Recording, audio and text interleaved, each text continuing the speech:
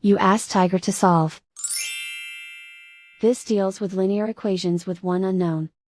The final result is x equals -2. Let's solve it step by step. Group all constants on the right side of the equation. Subtract 4 from both sides. Simplify the arithmetic.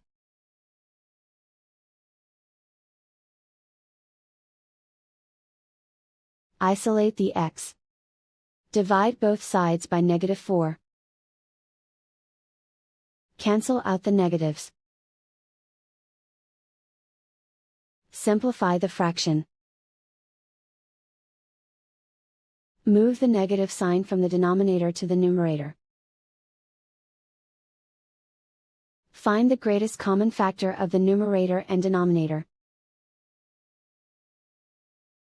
Factor out and cancel the greatest common factor.